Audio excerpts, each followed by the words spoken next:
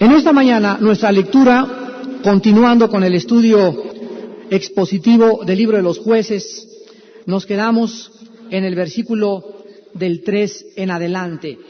Y dice Jueces 3, versículo 3 al versículo 11. Los 5 príncipes de los filisteos, todos los cananeos, los sidonios, los heveos, que habitaban en el monte Líbano, desde el monte de Baal Hermón hasta llegar a Hamat, y fueron para probar con ellos a Israel, para saber si obedecerían a los mandamientos de Jehová, que él había dado a sus padres por mano de Moisés. Así los hijos de Israel habitaban entre los cananeos, heteos, amorreos, fereceos, heveos y jebuseos, y tomaron de sus hijas por mujeres, y dieron sus hijas a los hijos de ellos, y sirvieron a sus dioses. Hicieron pues los hijos de Israel lo malo ante los ojos de Jehová, y olvidaron a Jehová su Dios, y sirvieron a los Baales y a las imágenes de Acera. Y la ira de Jehová se encendió contra Israel, y los vendió en manos de Cusán Risataim, rey de Mesopotamia. Y sirvieron los hijos de Israel a Cusán Risataim 8 años. Entonces clamaron los hijos de Israel a Jehová, y Jehová levantó un libertador a los hijos de Israel y los libró. Esto es, a Otoniel, hijo de Cenaz, hermano menor de Caleb. Y el espíritu de Jehová vino sobre él, y juzgó a Israel, y salió a batalla. Y Jehová entregó en su mano a Cusán Risataim, rey de Siria, y prevaleció su mano contra Cusán Risataim. Y reposó la tierra 40 años, y murió Otoniel, hijo de Cenaz. En el último estudio del libro de los Jueces, pudimos nosotros apreciar la razón por la cual Dios permite muchas veces que en nuestra vida tengamos enemigos.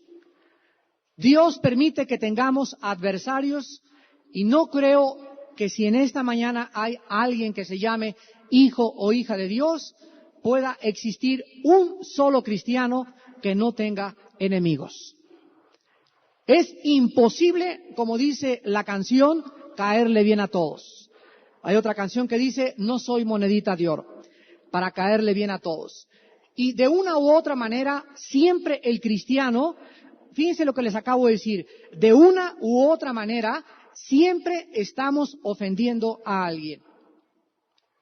De alguna u otra forma, siempre habrá personas en tu familia que ofendiste cuando en Navidad les hablaste de Cristo.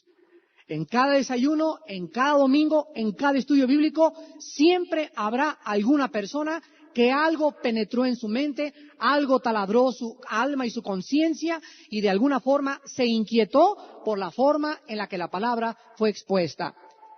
Si nosotros hacemos un recorrido por las páginas de la Biblia, vamos a encontrar que esta persecución y este arreciamiento en contra de la palabra de Dios fue la historia de todos los profetas de Dios. Pero vemos que detrás de estas cosas se encuentran poderes espirituales.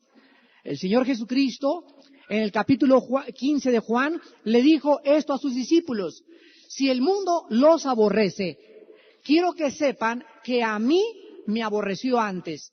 Cuando vino a este mundo la personificación de la luz, de la verdad, de la justicia, de la humildad y de la misericordia, el mundo le levantó en alto, le clavó, le destrozó, conspiró, le traicionó, le vituperó, hicieron lo indecible en contra de la única persona que ha nacido sin pecado en esta vida.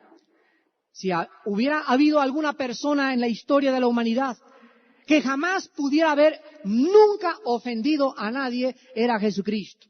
Jesucristo era incapaz de ofender a alguien con sus palabras. Jamás dijo una mala palabra, ni tampoco dijo nada que brotara del egoísmo o de una ira carnal. Sin embargo, toda la gente que siguió a Jesucristo, en su mayoría, le abandonó porque se sintieron ofendidos. Y toda esta gente que abandonó a Jesucristo decían, dura es esa palabra que oímos.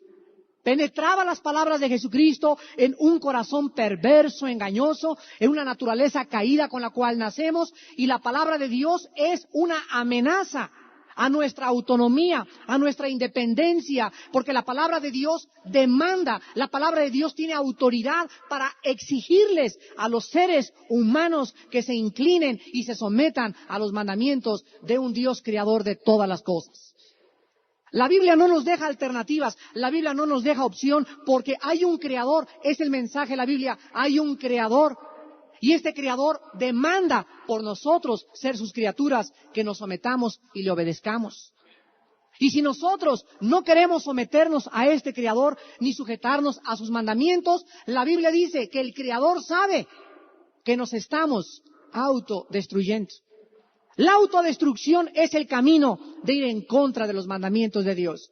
El daño que nos hacemos, la persecución que desatamos en contra de nosotros no se puede remediar cuando abandonamos a Dios.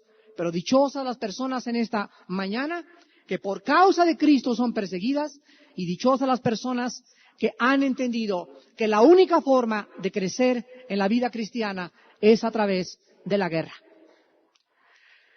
El tema de la guerra es un tema que está en esta época en la que estamos viviendo manifestándose como una prioridad teológica. Ya hace algunos años se había predicado pues el amor y el rebaño y Cristo el pastor, etcétera, etcétera, pero el Espíritu Santo está levantando en esta época iglesias guerreras. Está levantando jóvenes guerreros, familias guerreras, porque la cristiandad ha descubierto que estamos literalmente en una guerra.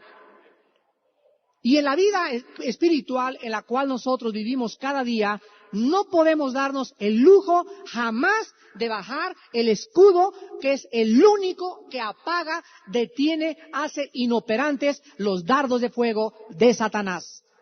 La única cosa que puede impedir que Satanás entre a tu vida y te lleguen sus ataques es si tú diario levantas el escudo de la fe.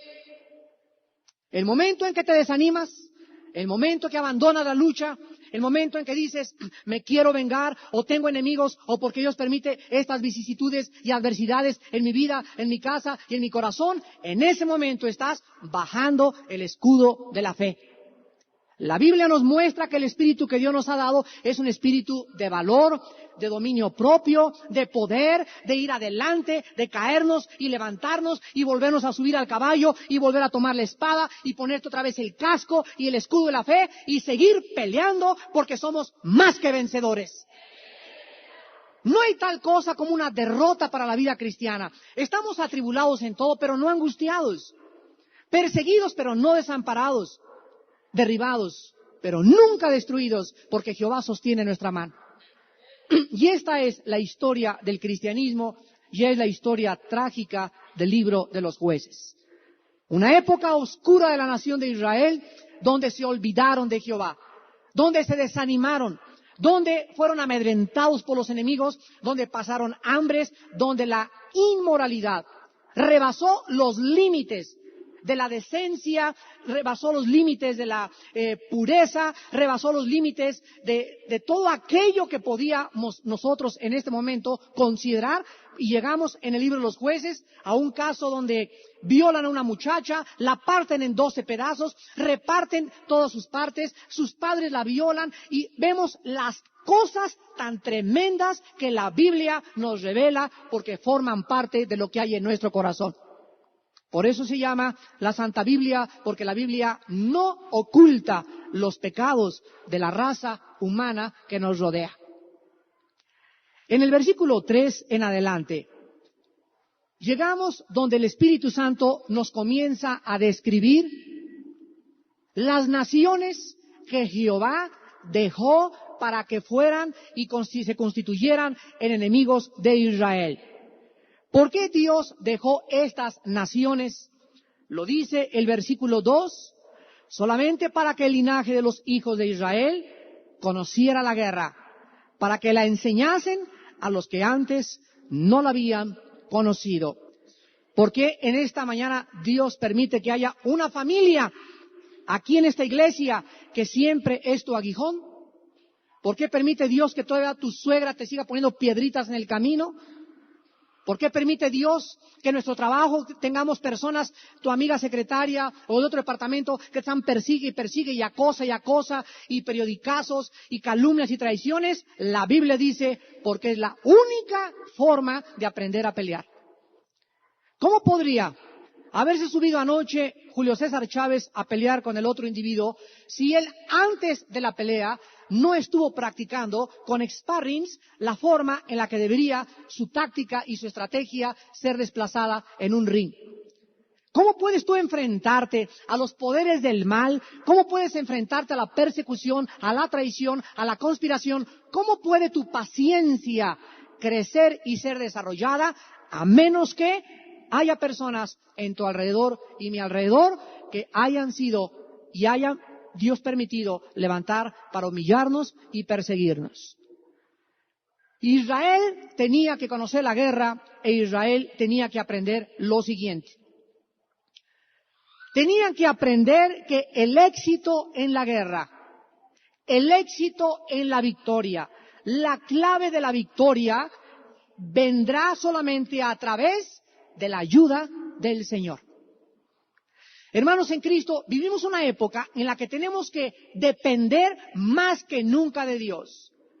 Si tú tienes algún enemigo, si tienes algún problema, tienes que convencerte y meterte en la cabeza que a tu exesposo, a tu exesposa, a tu padre malo, a tu madre mala, a tus problemas en el trabajo, la acusación que hay contra ti, no hay nadie en este mundo que te pueda librar sino Dios.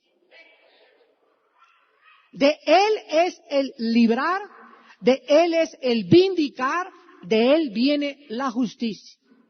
No esperes de los seres humanos justicia porque no la tenemos. El mundo que nos rodea es injusto, los tribunales son injustos, los gobiernos son injustos, las familias son injustas, los padres que abandonan a sus familias son injustos, hay hijos injustos que no saben lo que los padres sufrieron desde pequeños y lo que los alimentaron y crecen y abandonan y se voltean en contra de sus padres. Estamos rodeados de seres humanos injustos. Nuestra ayuda viene de Jehová, que hizo los cielos y la tierra.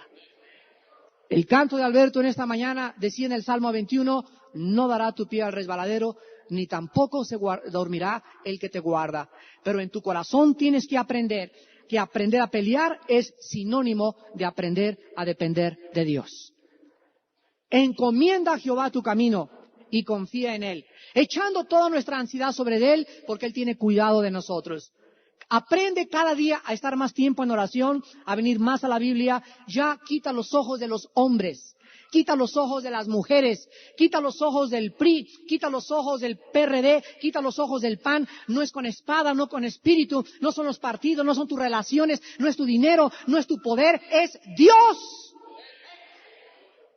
Y Dios quiere a través de los problemas de nuestra vida acercarnos a Él. Esta es la razón, dice la Biblia en Hebreos 12, de su disciplina. La disciplina de Dios tiene como objeto acercarnos para que participemos de su santidad. La purificación viene a través del castigo. La purificación viene a través de los problemas. Crecemos y desarrollamos un espíritu en contra de cualquier problema a través de las tribulaciones. Y las tribulaciones, dice Romanos 5:3, producen paciencia. Es interesante en esta mañana analizar a los enemigos de Israel, los filisteos, los sidonios y los heveos. Estas son las naciones que permitió Dios que quedaran en la tierra de Canaán y encontramos 5 gobernantes que gobernaban 5 ciudades filisteas. Y creo que hasta esta época los cristianos estamos despertando al significado de los nombres en el Antiguo Testamento. Yo había leído Jueces cientos de veces en el pasado. Había leído pues que Con, que Cusar Resietaim, y que los Crónica de Amán, y que Astoret, y que Baal, y los Baales, y que Belcebú, etcétera, etcétera. Pero creo que hasta esta época, en ningún comentario todavía existe la revelación que el Espíritu Santo le está dando a la iglesia para que podamos comprender que detrás de todos los nombres y los enemigos de Israel se encontraban las potestades demoníacas. Y la guerra que los israelitas hacían cuerpo a cuerpo contra estas naciones es la guerra que hacemos espiritualmente en el Nuevo Testamento. Veamos de un poco profundamente cada una de estas naciones, que fueron Gat, Gaza, Ecrón, Asod y Ascalón, las 5 ciudades filisteas enemigas de Israel. Número 1 tenemos en el versículo 3 a los 5 príncipes filisteos que gobernaban cada una de las ciudades que les acabo de mencionar. La repito, Gat, Gaza, Ecrón, Asod y Ascalón. Los filisteos llegaron a la Palestina en el año 1200 antes de Jesucristo. ¿Saben ustedes de dónde venían los filisteos? Los filisteos venían de la isla de Creta. Esa isla que ha sido usada en Italia y en Grecia por los cuentos y las leyendas mitológicas, donde existen monstruos marinos, donde existen una combinación de un hombre con un pez, donde nacieron, no sé cuántos de ustedes saben, pero las sirenas. Ese personaje mitológico de leyenda que tiene la cintura de pez y el cuerpo de ser humano viene de Creta. Pero esto tiene todavía un trasfondo mucho más profundo. Porque vamos a ver en esta mañana que hay un principado demoníaco que se llama Dagón. Y está ahorita en Tepoztlán en todas las tiendas. Y es un mono con el cuerpo de pez de aquí para abajo y lo de arriba tiene cara de diablo. Ve a cualquier tienda de Tepoztlán y ves al dios Dagón, que fue el dios principal de los filisteos. Y Dagón significa pez hombre. ¿Qué cosa existe detrás de todo esto? Detrás de todo esto existe un plan malévolo. Y la Biblia dice que no debemos ignorar las maquinaciones de Satanás. No debemos como pueblo de Dios, porque no estamos en tinieblas, de permanecer en las tinieblas. Y la Biblia dice que Satanás tiene la tendencia de engañar a los seres humanos, haciéndonos creer, en primer lugar, que descendemos y tuvimos nuestro origen en los animales. La teoría de la evolución no es una postulación superficial donde solamente un filósofo dijo que Carlos Darwin venimos del mono. No es eso. Detrás de la teoría de la evolución hay un principio endiablado, demoníaco, que fue planeado en una mesa redonda en el infierno, en los avernos, en el abismo. El propósito es hacernos creer que realmente somos animales. Y vean ustedes la mezcla en esta época que vivimos de animales con seres humanos. Satanás quiere reducir al ser humano al nivel animal. ¿Por qué? Porque Dios dice en la Biblia que nos colocó sobre los animales por la simple y sencilla razón que fuimos creados a su imagen y semejanza. La dignidad humana no es comparable con un perro ni tampoco con un pez, ni con un chivo, menos con un chimpancé o con un simio. Los hombres poseemos dentro de nuestra alma la imagen y la semejanza de Dios, por lo cual Cristo, el Hijo de Dios, abrió sus brazos en una cruz y murió no por los animales ni por los peces, murió por los seres humanos que creyeran en su sangre redentora. Pero el ataque en las universidades, en los museos, en los libros y en todas las filosofías es mezclar a través de la mitología, a través de cuentos, de duendes, de fantasmas en Tepoztlán, por todas partes. El diablo está mezclando los animales con los seres humanos. Hombres lobo, hombres y personas que manifiestan actitudes de animales, y la genética del siglo XX acabará de perfeccionar estas perversiones descritas en Apocalipsis capítulo 9. Los filisteos, pues, llegaron de la isla de Creta y descendían ni más ni menos que de tu tatarabuelo Cam.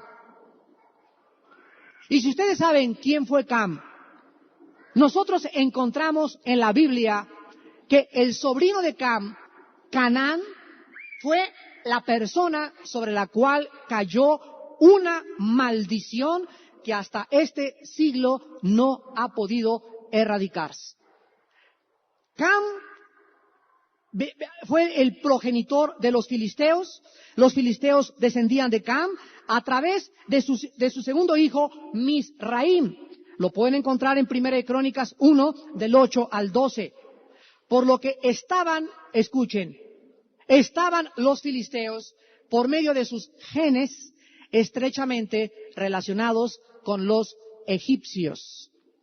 Y los egipcios fue la primer época, los egipcios fue la primer nación, los egipcios fue el primer imperio que comenzó a perseguir a los judíos y a la raza de Israel. La palabra Palestina fue puesta por los romanos, y la palabra Palestina viene de la palabra, que tampoco es coincidencia, filisteo, en el original hebreo. Entonces Palestina viene de la palabra filistea en hebreo, por lo cual le pusieron la palabra Palestina. Los filisteos adoraban al dios Dagón, mitad pez, mitad hombre. 2. A la diosa Astoret, la diosa del sexo, la diosa de la fertilidad, la diosa de las orgías, la diosa de la pornografía.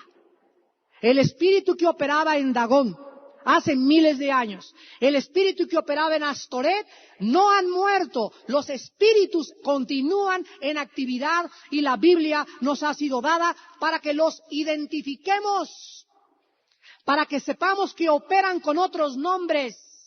Los dioses de los griegos eran los dioses de los aztecas, de los mayas, de los aucas, con diferentes nombres. El dios Quetzalcóatl, la serpiente emplumada, funcionaba con otro nombre en la mitología griega, en las tribus de los mayas y en otras culturas, pero era la misma forma como operaban. ¿Por qué Quetzalcóatl, la serpiente emplumada, es el dios más grande que está registrado aquí en nuestra historia? ¿Por qué? Porque era el principado principal y por eso se le llama en Isaías, antes de los aztecas, la serpiente que vuela. No hay nada nuevo debajo del sol, lo dijo Salomón. No hay nada. Todo absolutamente ha existido en el pasado. El mismo anticristo que se va a levantar en el Medio Oriente en estas semanas o meses, este personaje, el anticristo, la Biblia dice que el espíritu que va a operar en el anticristo ya operó en el pasado.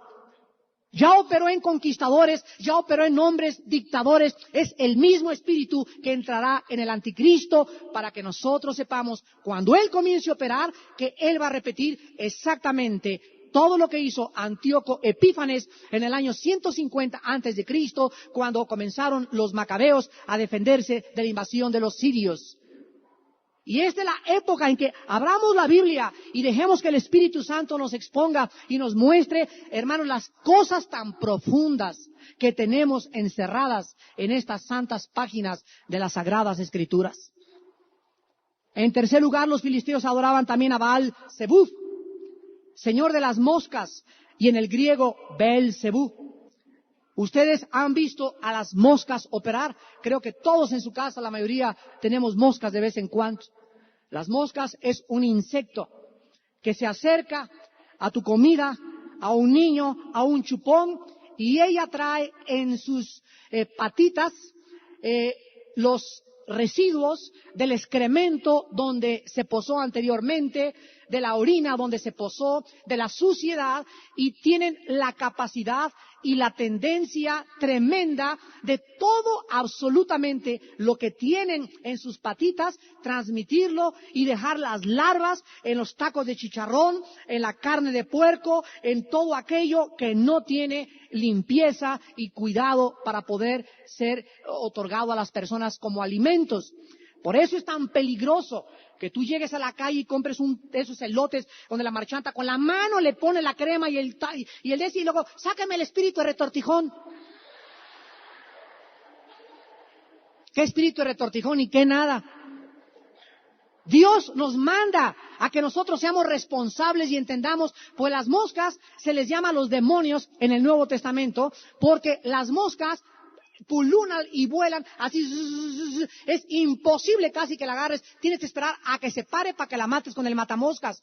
Y al mismo tiempo, la mosca, cuando siempre que hay putrefacción, siempre que hay una herida, ahí llegan como si fueran atraídos especialmente y ahí se paran. Y le haces así y regresa. Y le haces así y regresa. Y regresa y regresa. Hasta que la cansas después de 5 o 6 veces, se espera y vuelve a regresar. Así operan los demonios.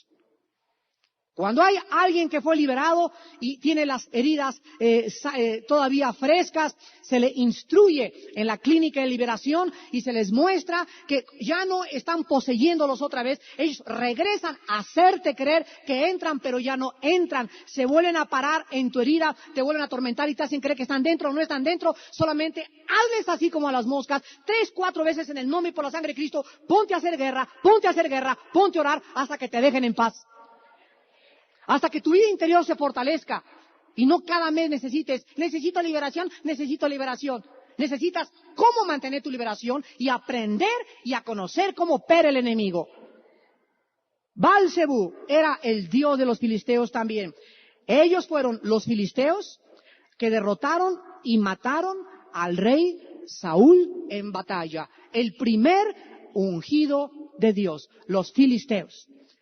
Ellos fueron los que derrotaron y mataron a Saúl, y ellos siempre, los filisteos, llevaban sus dioses delante de ellos a la guerra y consumían cantidades bárbaras de alcohol diariamente. En segundo lugar tenemos a los sidonios. Sidón era una ciudad principal de Fenicia, sobre la costa del mar Mediterráneo. Los sidonios eran expertos en la navegación, en la pesca, y elaboraban la púrpura, que era un colorante carísimo, que solo los reyes podrían comprar. Por eso las capas de los reyes de la antigüedad eran color púrpura, porque era el colorante más caro que existía en esa época. La reina Jezabel, famosísima esposa del rey Acab, era oriunda o nació en Sidón, y los sidonios adoraban a Baal. La palabra Baal significa amo o señor. Los términos sidonio o fenicios, cuando ustedes vean en la enciclopedia Larousse o en cualquier diccionario que diga los fenicios o los sidonios, son términos intercambiables. Sidonio son los fenicios y los fenicios son los sidonios. Y en tercer lugar, la tercer tribu que Dios dejó fueron los heveos. Los heveos descendían de Canaán. Génesis 10, versículo 17. Israel se mezcló en matrimonio con los heveos y son los que habitan actualmente en el Líbano, exactamente en el norte de Israel. A todos ustedes que les interese por qué se firmó el pacto del tratado hace 3 días, más bien por qué fue ratificado y por qué el año pasado se juntó Arafat con Rabin, el ministro de Israel, para firmar el Tratado de la Paz, hay un libro que acaba de salir. Lo venden en Sanborns y en las librerías de Vips. Se llama Oriente Medio, Año Cero, por Simón Pérez, que es el ministro de Relaciones de Israel actualmente. Este hombre no es cristiano, desde luego, pero es un libro riquísimo en conocimiento de la problemática y del mecanismo de la política y la guerra en el Medio Oriente. Se los recomiendo porque este hombre dice en su libro: jamás nosotros cederemos a Jerusalén. Arafat, ahí te dice a qué hotel fueron y dice cómo se fue la antesala del tratado, cómo en Noruega se escondieron de todos los reporteros para llegar durante 6 meses, estar tratando de una forma secreta el tratado final que pudieron librar. La mentalidad de Arafat, la mentalidad del grupo radical Hamas, sostenidos actualmente por Irán. Y aquí dice Simón Pérez en su libro que el enemigo más grande ahorita de Israel es Irán. Y que el radicalismo que el Ayatollah Khomeini levantó no ha sido extirpado, sobre todo de las mentes jóvenes. Y dice él que si el gobierno de Israel entrega el Líbano y entregan las colinas de Golán que hacen frontera con Siria, porque el presidente de Siria no va a hacer pacto con Israel hasta que Israel les entregue las colinas del Golán, él dice claramente que entonces podrán ver derrotada la estrategia y la defensa israelí. La Biblia nos muestra que hace miles de años los heveos habitaban en ese norte con la frontera con Siria y también se les llama en la Biblia los Horeos o los Hititas. Estos pues fueron las tribus que Dios dejó para que pelearan contra Israel. Hermanos en Jesucristo, ¿dónde se originó la civilización humana? La civilización humana se originó en el Medio Oriente, alrededor de dos ríos actualmente conocidos como el Tigris y el Éufrates, que surcan en su mayor recorrido por la tierra y el país que es actualmente Irak. En el Medio Oriente se encontró por primera vez el ataque de Satanás contra la primer pareja humana. En el Medio Oriente, Dios por primera vez le dio a la primer pareja la primer promesa de su gracia y de su redención. Esta te herirá en el calcañar, tú le herirás en la cabeza. En el Medio Oriente se levantó por primera vez el más grande rebelde de toda la historia y el primer prototipo del anticristo, Nimrod, en el capítulo 10. El que levantó la torre de Babilonia o la torre de Babel, donde fue la primera rebelión masiva en contra de Dios. En el Medio Oriente fue precisamente donde se iniciaron todas estas cosas y la Biblia dice que la humanidad terminará en el Medio Oriente en la Tercera Guerra Mundial. La Tercera Guerra Mundial no va a terminar en Estados Unidos, ni en América, ni en el Asia, ni en la China, ni en el norte de Europa, ni en el sur de Europa. La Tercera Guerra Mundial culminará el final de la humanidad, donde Dios restaurará. No hay tal cosa como final del mundo. Es el final de la era, porque de esa era sigue el milenio. Y ahí va a acabar otra vez el mundo, y es, de acuerdo a Apocalipsis capítulo 9, el Medio Oriente, la zona donde existe el mayor movimiento de demonios del planeta Tierra. El Medio Oriente es el nido, el alacranero más grande de todo el planeta, por eso está en efervescencia, por eso está a punto de explotar, por eso hay problemas étnicos, raciales, culturales, económicos, políticos, religiosos. Es el centro de 3 culturas, de 3 religiones, es el centro del mundo, es el centro donde convergen todas las naciones. Por eso, porque ahí se encuentran los poderes invisibles de maldad más grandes en el mundo entero. Dice Apocalipsis 9 que ahí están 4 principados llamados ángeles, esperando ser desatados para la guerra del Armagedón y para las trompetas del capítulo 9 de Apocalipsis. Bueno, entonces esto significa lo siguiente.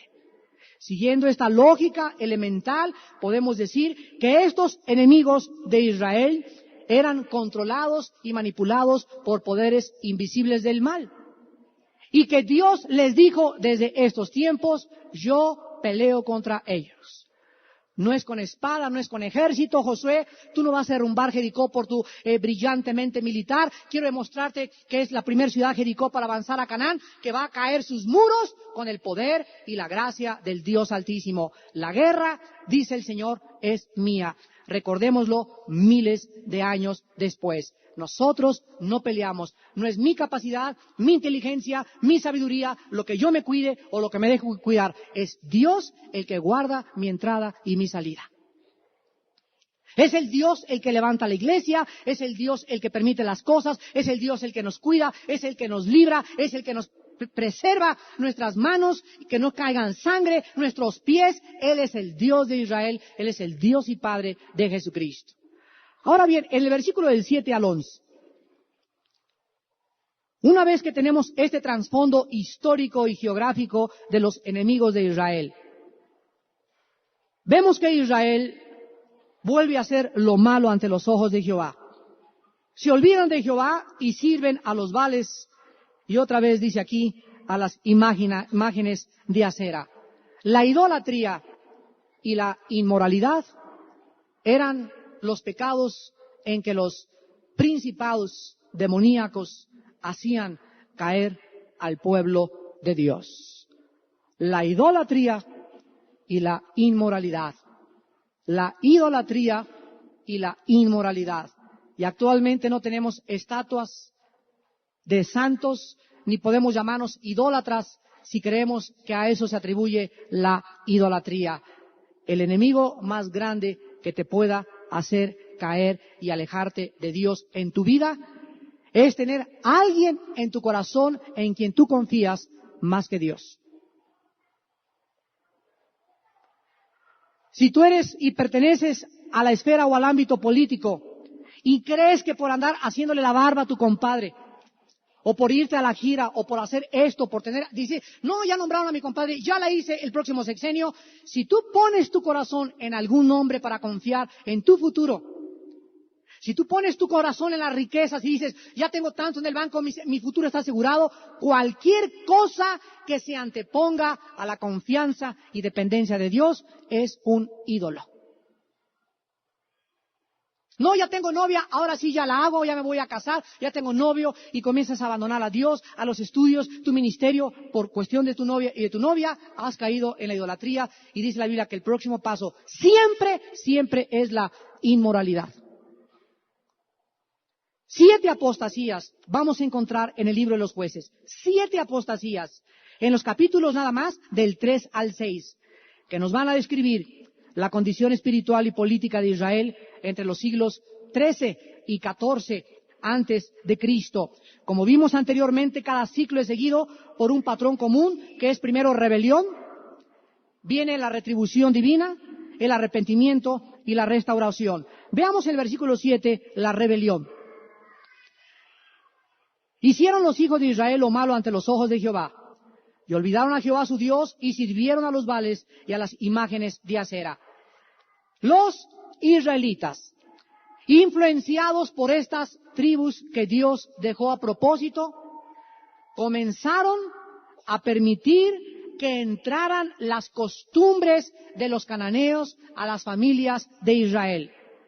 Los israelitas vuelven deliberadamente la espalda a Dios, y al casarse con las filisteas, los heveos, los cananeos, los cerezeos, los hititas, los amorreos, los israelitas comienzan a debilitarse interiormente. Cuando un muchacho comienza a salir con una muchacha no cristiana, acuérdense que Dios es luz. Mientras estamos bajo la luz, estamos bajo su protección y hay poder aquí adentro.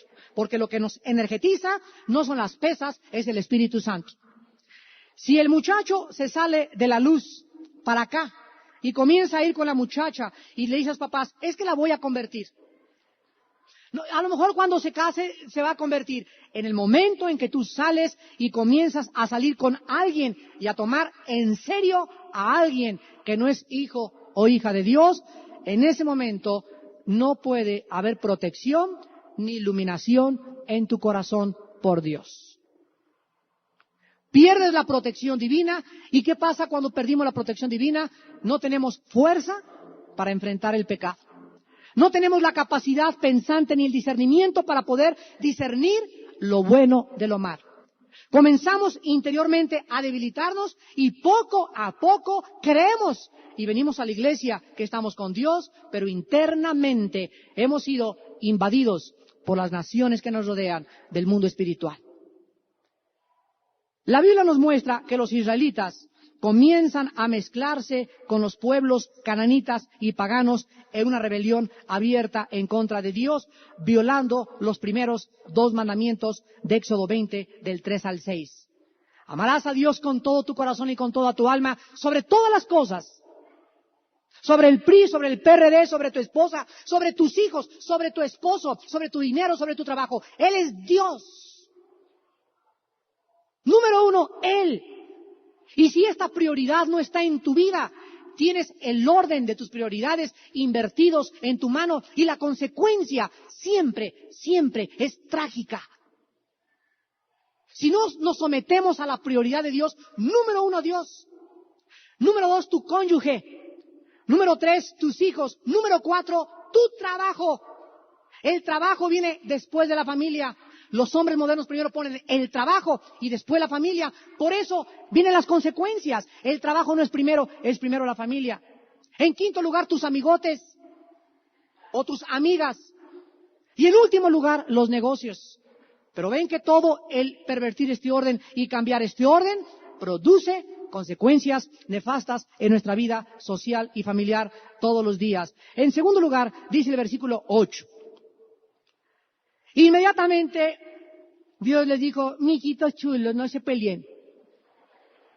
La ira de Jehová se encendió. Yo creí que era Dios peace and love. Yo no sabía que Dios se enojaba. ¿Que no es así, cucharadita de miel? ¿Que no nos vamos a ir todos al cielo? Me habían dicho que el infierno es para los dioses feos. La Biblia dice y enseña que el Dios creador, hacedor y formador de su universo es un Dios que es provocado, es un ser, tiene una personalidad y se enciende en ira al ver siempre a su pueblo alejarse de él. La ira de Dios es diferente de la ira del hombre, porque la ira del hombre es provocada por el egoísmo y por las cosas que nos quitan o que nos lastiman en nuestro ego y en nuestra carne. Pero la ira de Dios es la ira de un Dios que sabe que cuando alguien se aleja de él va a ser lastimado, va a sufrir. No hay una persona que se aleje de Dios y le vaya bien en la vida. No hay una sola. Duro es el camino de los transgresores, dice el Señor. Entonces la ira de Dios se enciende y se levanta, y Dios, amando a su pueblo, pero odiando su pecado, los vende en manos de un rey de Mesopotamia o de Siria que se llamaba Cusán Risataim. Vean ustedes en el Nuevo Testamento, en el libro de los Hebreos, capítulo 10, versículos del 30 al 31, de qué forma se describe la ira de Dios de una forma análoga y similar bajo el nuevo pacto en que vivimos. Dice Hebreos 10, 30 y 31.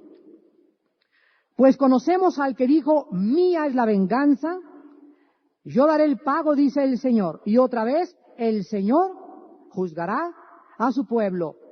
Horrenda cosa es caer en manos del Dios vivo. ¿A quién se refiere aquí? Muchos cristianos dicen, sí, qué horrible que un pecador caiga en las manos de Dios. No, se refiere a nosotros. La Biblia dice, horrenda cosa hay para el cristiano que caiga en las manos de un Dios vivo, porque Dios siempre disciplina y castiga a sus hijos más que a los que no son cristianos.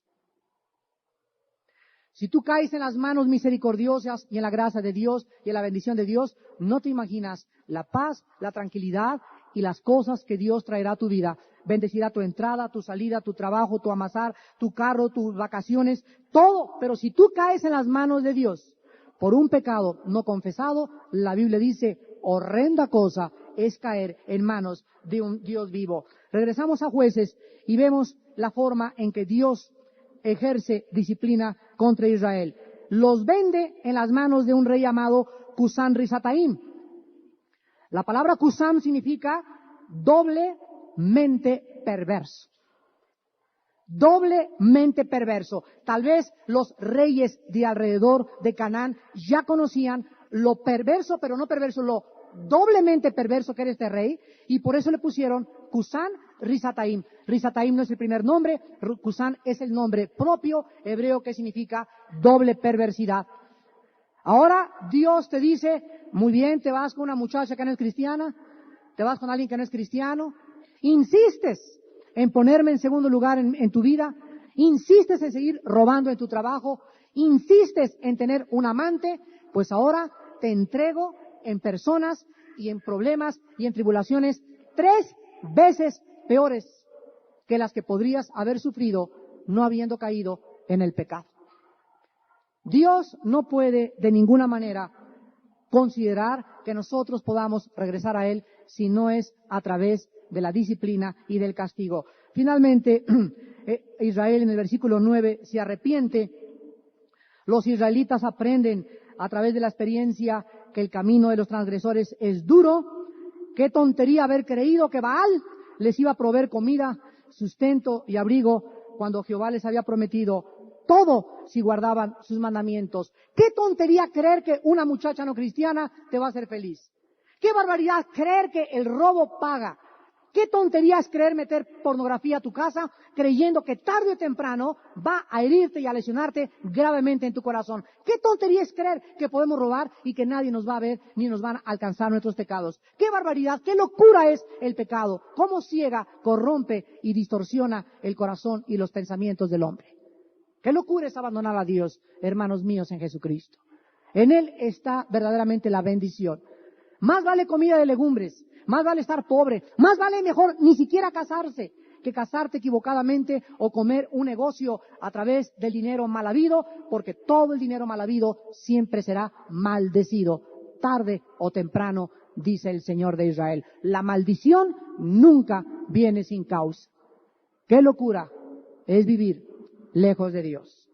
Y finalmente, encontramos en los versículos del 9 en adelante que claman los hijos de Israel y Dios les levanta el primer juez o libertador llamado Otoniel, que era un muchacho guerrero experimentado en batallas, pues fue voluntario en Jueces 1, del 11 al 15, en contra de los habitantes de Debir. Ahora, 13 años más tarde, de Jueces capítulo 1 a donde estamos, han pasado 13 años. Otoniel recluta un ejército, equipa un ejército, entrena un ejército en el mismo territorio enemigo.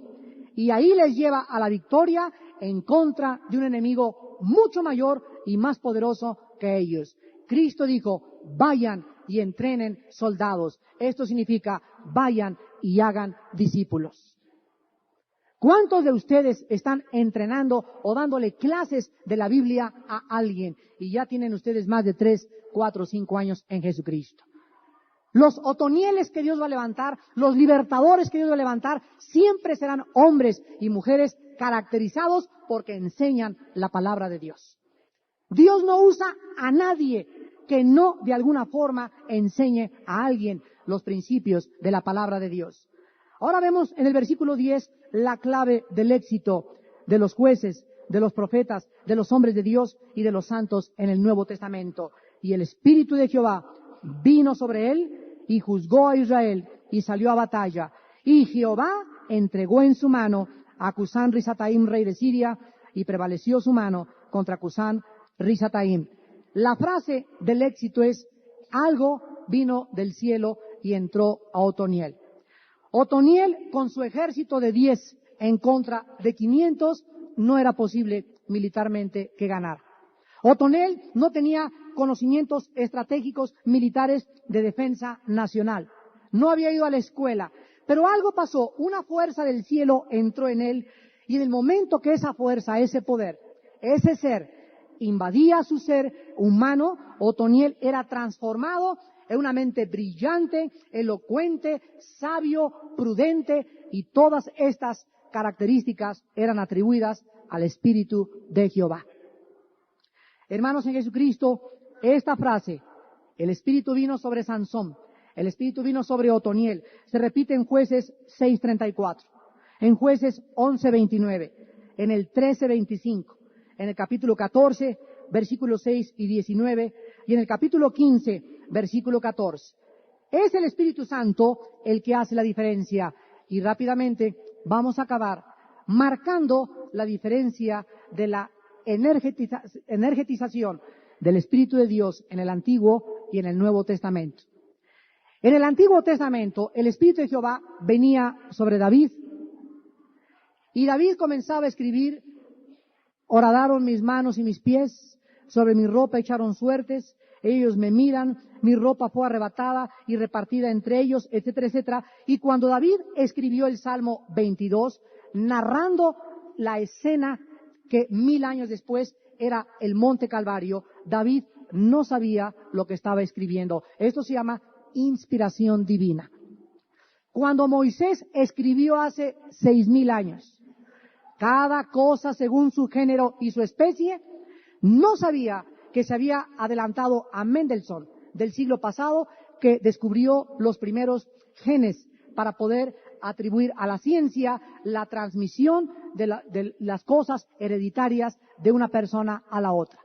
6000 años antes, Moisés se adelantó cuando dijo en Levítico 17:11, la vida del cuerpo está en la circulación de la sangre. Antes que se descubriera la circulación de la sangre, Moisés lo escribió y lo plasmó miles de años de anticipación. Miles de años de anticipación en el libro de Deuteronomio. Dios le dijo a Moisés, dile a Israel que cuando hagan su excremento, hagan un hoyo y lo entierren. Antes que se descubriera la proliferación bacteriana a través del excremento y la orina. Cuando un niño tú lo dejas aquí a la salida a hacer chis o a hacer sus necesidades al campo libre, estás agraviando los intereses y la dignidad de tus hermanos, los que están a tu alrededor, porque estás infectándolos y contribuyendo a que tengan enfermedades. Dios prohíbe que nosotros hagamos necesidades al campo abierto porque es el foco de infección más grande que existe bacterial en este mundo. ¿Quién le dijo a Moisés cuando no se habían descubierto las bacterias? El Espíritu de Jehová. Y todas las cosas que encontramos en el Antiguo Testamento, por eso se llama la Biblia inspirada por Dios. La palabra in significa dentro, spiros, soplar. Dios sopló así dentro de los pensamientos de los hombres lo que tenían que escribir. Y cuando lo escribieron y pasó la historia, comprobamos que la Biblia es inspirada por Dios. En el Antiguo Testamento, el Espíritu Santo se iba de las personas. Y así vemos que a Saúl le abandonó el Espíritu Santo. A Sansón se quiso burlar de Dios y al cuarto o quinta vez que se burló, no supo que el Espíritu lo había abandonado. Hermanos en Cristo, Efesios 1, del 13 al 14, en el Nuevo Testamento, nos enseña y nos dice, habiendo oído y creído en la palabra de la salvación, fuisteis sellados. La palabra sello, recuérdenlo, significa dos cosas. La palabra sello significa dos cosas, o sellado, pertenencia o propiedad y protección. Cuando Dios dice en Apocalipsis capítulo 7 que selló a 144,000, significa que ese grupo era de Él. No toquéis a los ungidos de Jehová, dice el Señor. Y le dijo a los ángeles, no hagan daño a la tierra hasta que estén sellados. Son protegidos míos, porque me pertenecen. Pertenencia y protección. Y dice la Biblia que nosotros tenemos un sello, una garantía de que somos de Dios y de que Él nos cuida, el Espíritu Santo. Y dice ahí dice, ¿cuándo se va a salir el Espíritu Santo de nosotros? ¿Ya lo vieron? Fuisteis sellados hasta, subrayen la palabra hasta, el día de la redención de la posesión adquirida, que es nuestro cuerpo físico. Cuando venga el arrebatamiento de la iglesia, en ese momento el Espíritu Santo se sale y hasta ese momento se separa de nosotros. ¿Hasta cuándo? Hasta que sea redimido, transformado a la imagen y la semejanza y la gloria del cuerpo de Jesucristo. Ya en el cielo no tendremos necesidad del Espíritu Santo dentro de nosotros porque seremos como Él es. Pero ahorita en esta tierra, la Biblia dice que esa unción, 1 Juan 2, 24 y 27 al 28, permanece dentro de nosotros. Y aunque el Espíritu Santo no se puede salir de nosotros, ni tampoco podemos perder la salvación porque el sello garantiza la propiedad para siempre, sí podemos hacer dos cosas en contra del Espíritu Santo. Número 1, contristarlo. Efesios 4:30. No contristéis al Espíritu Santo con el cual fuisteis sellados hasta el día de la redención. Contristar significa causarle dolor. Tú dentro de ti y yo también tenemos una fuerza que es el Espíritu Santo. Y cada vez que yo peco, cada vez que tú pecas y no te arrepientes ni lo confiesas, dentro de ti pasa esto. Esa fuerza comienza a reducirse. Comienza a reducirse hasta que llegamos a 1 de Tesalonicenses 5:19, donde dice, no apaguéis al Espíritu Santo.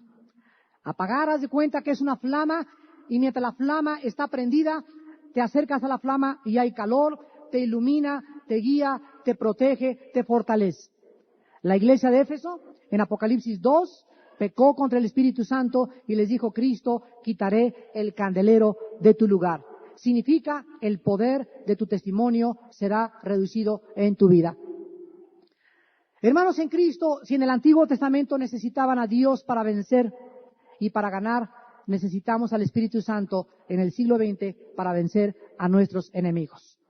Para vencer a Satanás, para vencer el sistema del mundo y para vencer el enemigo más grande que tenemos, que es nuestra propia carne. Pero si yo no vivo en santidad ni en consagración, no puedo tener victoria. La victoria está relacionada con nuestra comunión con el Espíritu de Dios. Te damos gracias, Señor, en esta mañana por tu palabra. Te bendecimos y te alabamos porque la guerra es tuya. Jehová es varón de guerra. Él es el que va delante de nosotros, mostrándonos y enseñándonos provechosamente el camino que debemos andar. Él es el que nos levanta, el que nos vigoriza y el que nos da nuevas fuerzas. ¿En quiénes actúa este poder? En aquellos que son santos, como Él es santo, dice el Señor. Ser santo significa crecer en poder, en confianza, en dependencia del Espíritu de Dios. Separados de mí, dijo Jesucristo, nada podéis hacer. Oh Señor, te damos gracias por las personas que nos rodean y que se consideran enemigos de nosotros. Gracias, Padre, porque como el rey David podemos decir, Padre, gracias, bendícelos. Tú lo permites que digan eso y que hablen eso para humillarnos, para mantenernos humildes y depender más y más no de lo que dicen, sino de ti, Señor, que hiciste los cielos y la tierra. Tú no darás nuestro pie al resbaladero, jamás te dormirás, tú nos librarás, por cuanto de ti hemos esperado, nos mostrarás tu salvación. Levantarás nuestro pie sobre la peña, enderezarás nuestros pasos, por cuanto en ti hemos confiado. Confiad en Jehová de los ejércitos, vana es la ayuda del hombre. Dejaos del hombre cuyo aliento está en su nariz, porque de qué cosa es él estimado. Alzaré mis ojos a los montes, y comenzaré a buscar de dónde vendrá mi socorro. Ni la montaña más alta me podrá proteger, ni siquiera se encuentra en los montes, ni en los castillos, ni en las fortalezas humanas, ni en el poder del dinero, ni en la economía, ni en el poder militar. Ahí no se encuentra nuestra fortaleza, nuestro socorro viene de Jehová, que hizo los cielos y la tierra. Él es nuestro Padre, Él es nuestro Dios. Él es el que nos da nuevas fuerzas. Él es el que nos hace volar como las águilas. Él es el que te dice en esta mañana, no tengas miedo de ningún ser humano. Nadie te podrá tocar. Yo soy tu escudo y tu galardón. Anda pues delante de mí, sé justo, sé santo. Conságrate, dice el Señor, y la sangre de mi Hijo Jesucristo te limpia de todo pecado. Padre, en esta mañana despídenos con la fuerza del Espíritu, recordando el daño tan grande que nuestros pecados le pueden causar y recordando que muchos de los que están en esta mañana le han apagado. Muchos de ustedes viven vidas derrotadas, viven confundidos. No hay victoria ni contra la carne tuya, ni contra el diablo, ni contra el mundo. ¿En dónde está la clave del éxito? En que te arrepientas de tu pecado, en que confíes en Dios en esta mañana, en que reconozcas que el Espíritu está apagado dentro de tu corazón y que no hay nadie que te pueda ayudar. Ni las oraciones de los hermanos, si en ti no hay la actitud de arrepentimiento y de volverte a Jehová con toda tu mente y con todo tu corazón. Y en esta mañana las personas que no tengan a Jesucristo en su corazón, tal vez sean católicos o tal vez tengas una religión o tal vez no tengas ninguna religión, te invito en esta mañana a que comprendas que necesitas a Dios, que necesitas hacer la paz con Dios y que tus pecados te van a alcanzar. Ya no puedes seguir burlándote de Dios más tiempo. Tal vez hoy mueras. ¿Estás preparado para encontrarte con tu Dios? Prepárate en esta mañana y ven a la cruz de Cristo.